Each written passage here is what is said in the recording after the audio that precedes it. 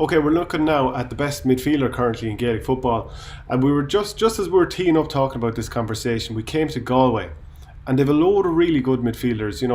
Over the years we've seen Tom Flynn play there, Fionn Corrine, even Peter Cook looks a really stylish footballer. But there's probably nobody who'd absolutely hammer you over the head and say, I'm one of the top midfielders or possibly the best midfielder in Ireland, even though it might happen yet because obviously they're on that upward trajectory in the first year under Pádraig Joyce. But I think for the moment, you can't really have anyone from Galway in here. Not in the best of the best conversation as regard midfielders. I thought Tom Flynn was good in recent years. Remember, like their tactic was to isolate him on a sideline. That was their go-to tactic from kick out, particularly when they were in trouble. And teams started twigging that and just started flooding that area. Like when they played Dublin, Dublin would just make sure they'd have loads of bodies over there and be able to break the ball away from him. Is it Jason Steed with Corofin? Ronan Steed. Now he looks really good, Ronan and he, Steed. he was Yeah. club player of the year. Then you've Keane Darcy who's been in there, Paul Conroy who's been in there. So you actually have an unbelievable wealth of lads who could play midfield. And Ronan Steed would probably have had more game time with the tribe in the last couple of seasons if he wasn't doing, if he wasn't missing out on the league or most of the league because he was with Corofin. So he's probably the most likely to be up at the very top of that conversation. But the rest, there's like a huge amount of good midfielders or potentially very good midfielders, but not actually really kind of grabbing my attention for this.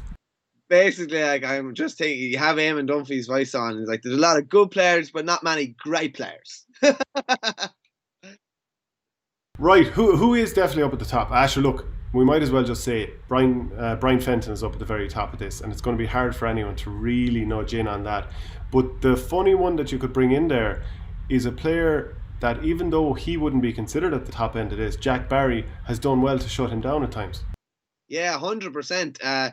Like Brian Fenton was kept very, very quiet, and one of the main reasons why the drive for five was nearly steamrolled by Kerry was because Jack Barry came in from the cold, having been injured for a lot of summer, and totally subdued Brian Fenton.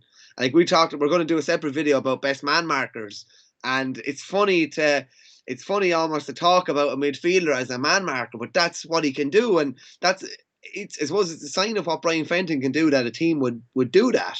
I remember playing wing back one time for Borough in a football match, and I was being man marked because I used to just run forward the whole time, trying to get points. That's what I used to do. We played a semi final and it was man marked, and I couldn't believe it. And I'd say Brian Fenton was nearly like that last year in the All Ireland final. Maybe he wasn't expecting it, and I don't know, was he sick or something? Something was off anyway in the first day, and he was poor. Jack Barry got the better of him. And the second day, he had a bit more of an influence on the game. But it's funny, like Jack Barry, in a way, like has to be in the conversation as a result of that as well. Maybe some injuries and a few things have meant that he hasn't been consistently dominating for Kerry at midfield, but he's dominated Brian Fenton a couple of times. Like back in that league final in 2017 when they stopped the unbeaten streak, that was a lot to do with Jack Barry.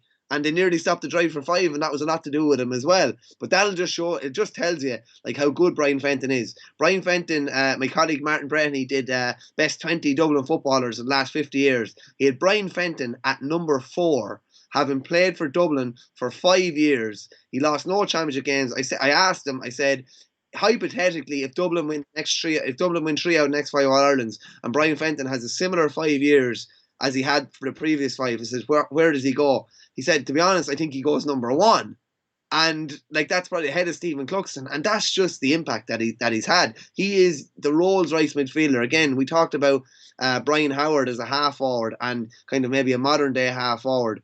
Brian Fenton is your modern day midfielder. Can catch, but he's not like 15 stone and can't move. Can catch, can glide across the ground, can score, can get back and tackle. Has everything you'd want in a midfielder, really.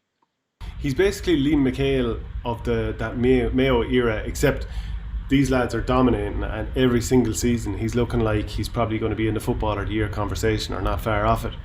Aidan O'Shea then, the man who's won 3 All-Stars, 1 midfield, 1 centre forward, 1 full forward, attracts a huge amount of criticism. He is a lightning rod for criticism every time Mayo lose. And obviously one of his best performances in the last couple of years came at full back, which kind of, even though he played really well, kind of adds, it's like an extra stick to beat him with. Somehow or other, people love hammering him. Where do you have him in this conversation? I think he's high up in the conversation. I do not understand why he's bashed. I don't know if is it because he has like an unusual haircut, or it's like he's a modern day kind of he has the kind of a quiff, and he just seems to, and because he's so big, he seems to attract the criticism. Like, just take out some of the Dublin games, right? And for 60 minutes in the 17 final, he was doing brilliant, and he just faded, and James McCarthy got into the game, and Dublin just got over the line. Take out some of the Dublin games, and like you're saying, people say, "Oh, he struggles against Dublin." Okay, he dominates against 90% of other teams. So, like, I know that Dublin is the barometer, but like a lot of players struggle against Dublin. There's not many. It's very very hard for a lad to deliver sevens and eights out of 10 every day against Dublin. So yeah, they obviously target him, and they try to maybe expose maybe what they perceive as a lack of mobility. But I just think it's such an easy thing just to say, oh, another big game, Aidan O'Shea didn't show up. And I think it's bollocks, to be honest with you. I think he's, for the guts of the last decade, I think he's been absolutely outstanding for them. There's been a couple of big games. It's not as if he's been like torn apart or anything like that. Far from it. Far from it. I think he's had a brilliant career. As you said, mixing between 3, 11, 14, and now midfield predominantly. Yeah, like, what about going at this constructively? Like, and you've mentioned the positions he's played. I remember him starting off in 2009, I think it was. He was in full forward, himself and Barry Moore, and their answer to Kerry's twin towers of Donaghy and Tommy Walsh. Is it possible that in another era he would have been one of these unstoppable players, because he's absolutely huge, he's able to move, and he's actually a very good footballer technically, but because of the size and obviously that James McCarthy performance, especially in the last 10 minutes in that All Ireland a few years ago, that his size profile isn't suited to playing against a team of absolute lean butcher's dogs that are that Dublin football team, that any other era he would have been collecting Footballer of the Year titles. But it just so happens at the sharp end of things against Dublin, he's just a little bit of fish out of water. He's still a brilliant player, but somehow it just doesn't quite work against them. And when he's been thrown in full forward and moved around from different positions, because they know there's a brilliant footballer there, but they're trying to find the right spot to get the most out of him. And you put him in full forward, and that kind of makes him just kind of a standing target almost. Somehow or other, it's just the wrong man in the wrong era, the right man but the slightly wrong era, even though he's still done a huge amount. Yeah, no, I totally agree. Imagine, like, if you were to go back through any of the eras, the 70s, 80s, 90s, noughties, he would have dominated. He would have absolutely lorded it. And he has lorded it to a certain degree. But when you play the best of the best, the Dubs is all about mobility. And like Aidan O'Shea has worked phenomenally hard to get himself as mobile as he is. I'd say it's something that is conscious of the whole time, and even working on his feet and making sure that he's not caught for a turn or anything like that. Like, he's a big man. Like, if you compare him now to 2012 in the All Ireland final, like, it's a different man completely. Completely. And within that, like, I saw him in the 2020 league clash in McHale Park against Dublin, and he was actually more or less Mayo's most impressive player on the field, especially at the start of the game. Because, when he gets the ball in his hands and he goes at you, he is going to pretty much burst his way through you. He also had some great turnovers too, so the potential is there to do it. But for whatever reason, and I think this is more down to the collective of Mayo than necessarily him, and of course I don't think it helped either, that article from basically a guy who'd been working inside the camp and talked about not working enough on the left foot, and then obviously you had the fallout from Holmes and Kennelly and people slating that the O'Shea's picked the panel and all this kind of stuff. I think the stuff that comes out of Mayo in terms of slating their players, or that ends up slating their players or shining the spotlight on them, makes it harder for players there than pretty much any other county. It would have been the thing that kind of, all the hype and all that would have hurt Dublin a lot maybe a decade ago, and slightly even before that. But I think it's as bad, if not way worse, for Mayo now. Yeah, no, it's not great. And he just seems to be the one, to be honest with you, I can't really think of many others. Him and his club teammate Rob Henley are the two that get it worse, really, down through the years. But O'Shea just seems to be, I don't know if there's criticism to be thrown out. I remember a journalist saying to me one time, he said to me that he was at one of the Mayo County finals, and he said, briefly we're playing, and he said that O'Shea didn't try, and I was looking at him, and I think I walked away. I was like, that's the sort of stuff that he seems to get thrown at, man. It's absolutely ridiculous. Think he's a brilliant footballer. He 20 to 30 possessions per game. 20, like, he's their kind of link man at midfield as well. He's not going to be my number one, but he's definitely deserves to be in the conversation without a doubt. We'll cycle through a few other names. Niall Kearns and Darren Hughes with Monaghan, really good players.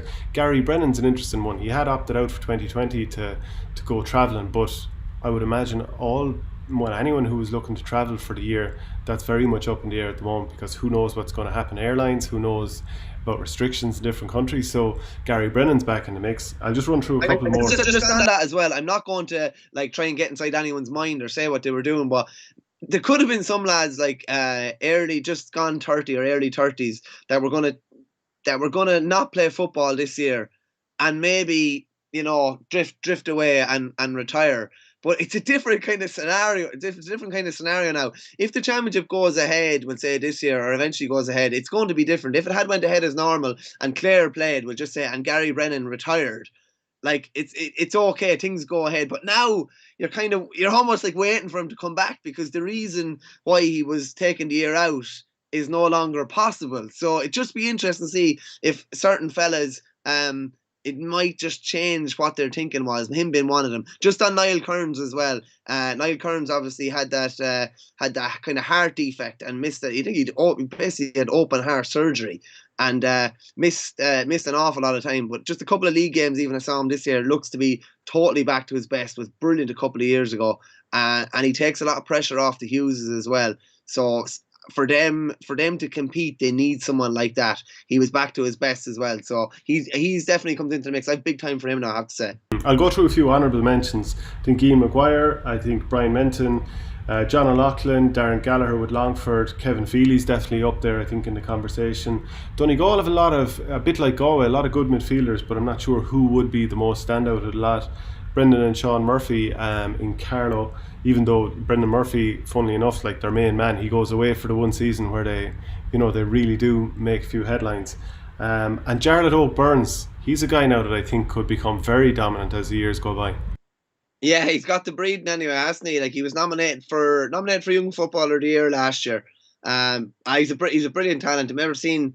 Was it a score he got or a catch he made in a Sigerson Cup match? It's absolutely outrageous. He's all the raw athleticism of, again, a modern type midfielder.